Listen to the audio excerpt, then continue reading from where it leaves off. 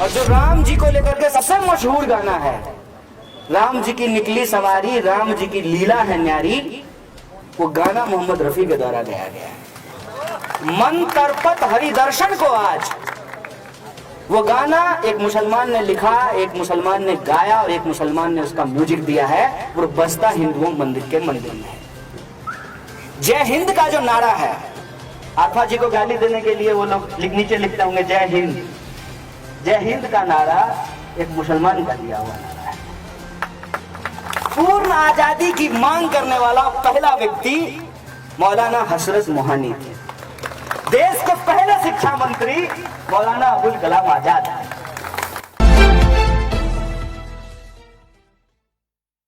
और आरफा ने बहुत खूबसूरत से तरीके से यह बात कही कि अगर संविधान की किताब बच जाएगी तो फिर सारे किताब सुरक्षित रहेंगे।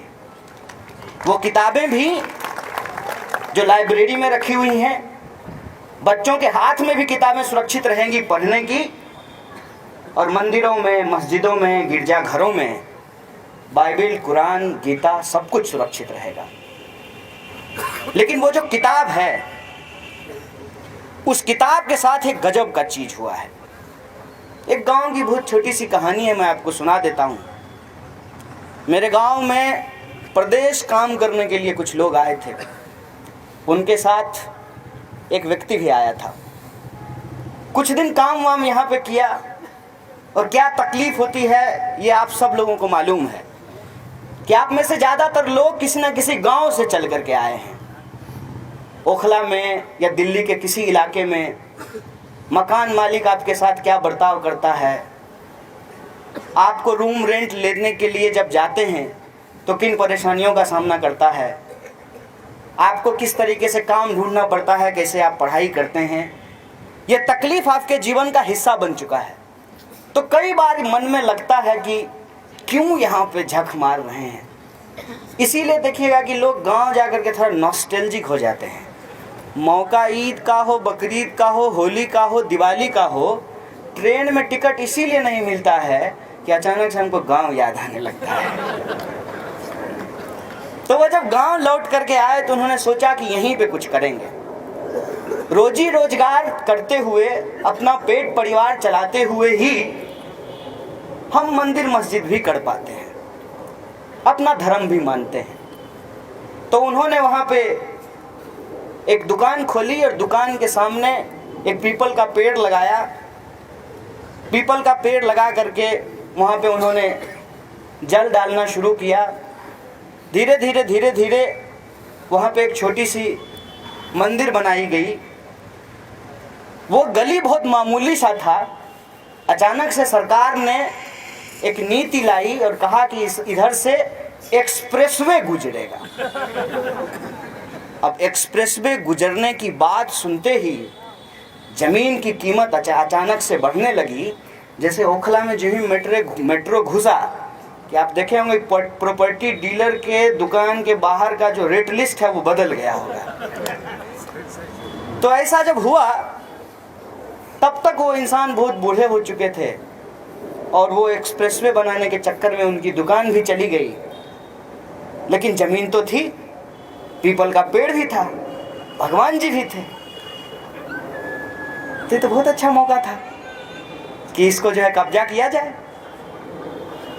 और जो लोग उस इंसान के दुकान खोले जाने का विरोध कर रहे थे, वो ये बोल करके उस मंदिर में अपना हक स्थापित किए कि देखो इस जगह की पहचान तो जो है उस अमुक व्यक्ति ने ही की थी। तो मंदिर तो बने, पुजारी कोई भी हो, लेकिन द्वार का नाम उस व्यक्ति के नाम पे होना चाहिए। और लोग बहुत खुश हो गए। मुश्किल ये नहीं है कि हम संविधान खतरे में हैं ये बात बोल रहे हैं, ठीक बात है, खतरे में है तो बोलेंगे लोग।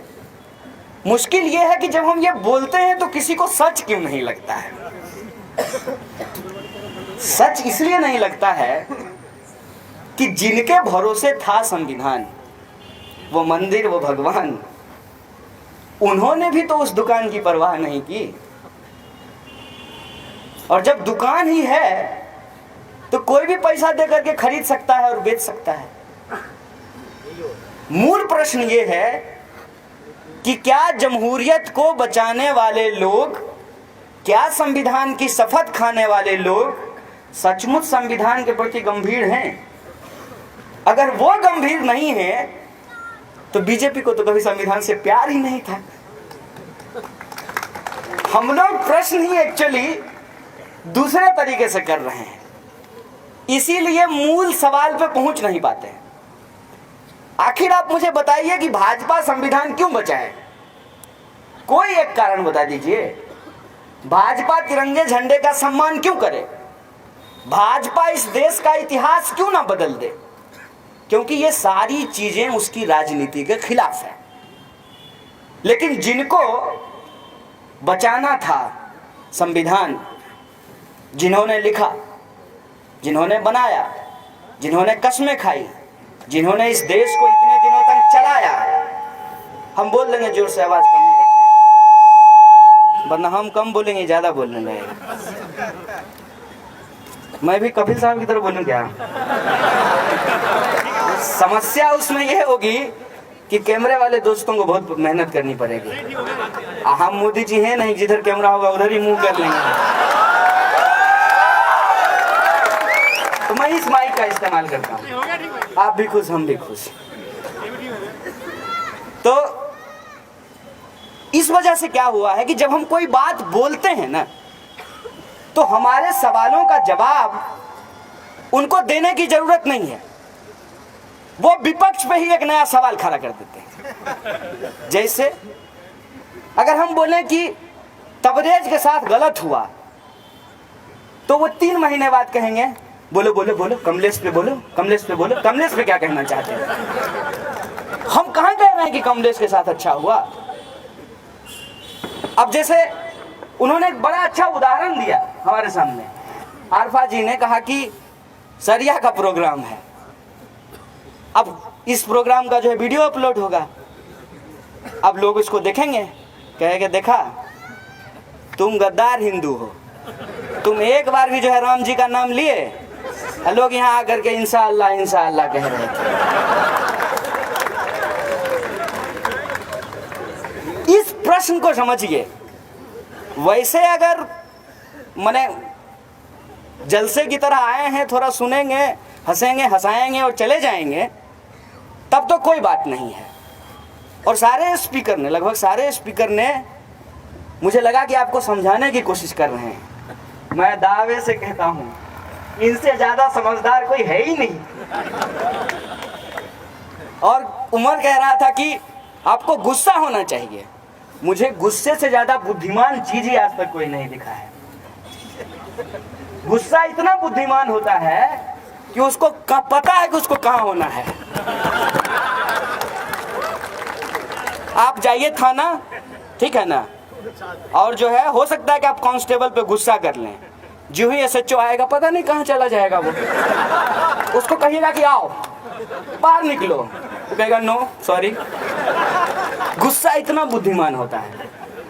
तो इसीलिए मैं जो है वीर रस का और आक्रोश रस का व्यक्ति नहीं बचा हूं, मैं कहीं और चला गया हूं। मुझे प्यार, मोहब्बत, प्रेम, ये सारी चीजें ही अच्छी लगती हैं, क्योंकि मुझे ये समझ में आ रहा है कि गुस्से में तो लोग ऑलरेडी हैं, बहुत गुस्सा है। माने सिग्नल पे आप रुक जाइए और सिग्नल पे जो ही 5, 4 हॉर्न देना शुरू कर देगा। भाई 0 तो जाने दे, ग्रीन तो होने दे। मेट्रो पे आप रोज चढ़ते हैं, बोलिए आपको एफर्ट करना पड़ता है घुसने के लिए, खड़े हो जाइए घुसा देगा। उतरने के लिए एफर्ट करना पड़ता है। बहुत गुस्सा है, वायलेंस की भी कोई कमी नहीं है। मेरे कुछ दोस्त जेएनयू के पढ़े हुए, जेएनयू में पढ़ाई होती है, इतना आश्चर्य से मत देखिए। अभी आपके इस इलाके के जो डीसीपी हैं वो जेएनयू से ही पढ़े हुए हैं, जेएनयू से ही पढ़ के आए हैं। मैं बड़ी एक इंटरेस्टिंग बात आपको बताता हूँ। इसको मैं इसलिए बोल रहा हूँ कि कभी कहा जाता है, जैसा आरफा जी ने भी कहा आपको, कि हिंदू खतरे में है और मुसलमान खतरे में है। मोहम्मद रफ़ी साहब काली जी का भजन गाने का रियाज कर रहे थे। तब उनकी मौत हुई थी। और जो राम जी को लेकर के सबसे मशहूर गाना है, राम जी की निकली सवारी, राम जी की लीला है न्यारी, वो गाना मोहम्मद रफ़ी के द्वारा गाया गया है। मन तरपत हरि दर्शन को आज, वो गाना एक मुसलमान ने लिखा, एक मुसलमान ने गाया और एक मुसलमान ने उसका म्यूजिक दिया है। वो बजता हिंदुओं के मंदिर में है।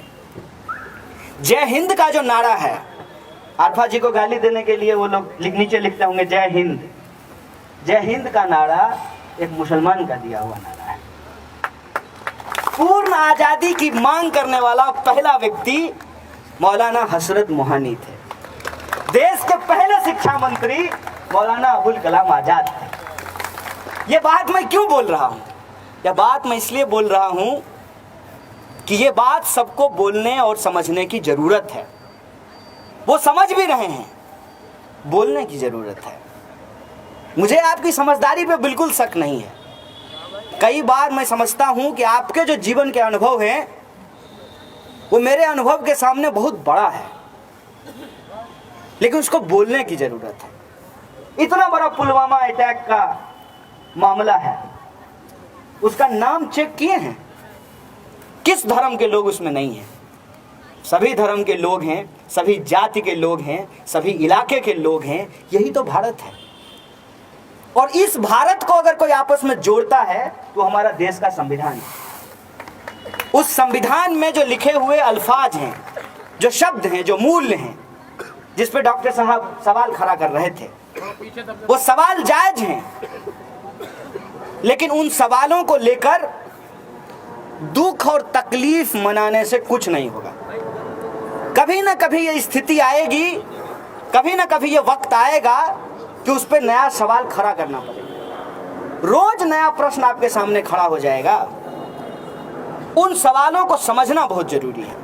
मैं आज टीवी देख रहा था, बीजेपी का एक स्पोक्स पर्सन उसको शिवसेना को पलटू राम बोल रहा था। मुझे इतनी हंसी आई, मैं इतना हंस रहा था, तो एक दोस्त आया, बोला कि क्या हो गया, इतना क्यों हंस रहे हो? हम बोले क्या करें, इतना लाजवाब नेता और उसका प्रवक्ता सब है कि हंसी रुकती नहीं है। उसको पलटू राम बोल रहा था। खुद ही जो है पूरे देश में वो क्या करके आए हैं चुनाव के बाद। और मुझे पूरी आशंका है कि महाराष्ट्र में कर्नाटका होने जा रहा है, तो देख लीजिएगा, इसकी आशंका है मुझे। तो वोट तो मान लीजिए किसी व्यक्ति को दे देंगे, किसी एक पार्टी को दे देंगे, तब भी समस्या का समाधान तो नहीं हो रहा है। तो मेरी बारात तुम्हारी बारात, सवाल यह है कि दूल्हा कौन? चुनाव तो आएगा, चुनाव तो होगा, और ये सारी लड़ाइयां जो हैं, जिसको आप साल भर, 3 साल, 4 साल एकजुट करने का प्रयास करते हैं, वो अचानक से चुनाव के वक्त बिखर जाता है।